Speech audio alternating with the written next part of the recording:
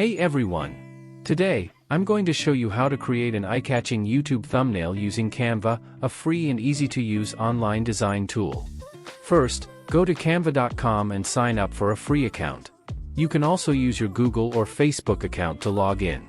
Once you're in, click on the Create a Design button and select YouTube Thumbnail from the options.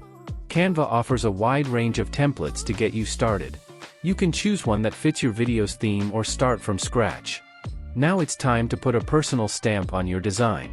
Choose a background that echoes the tone of your video.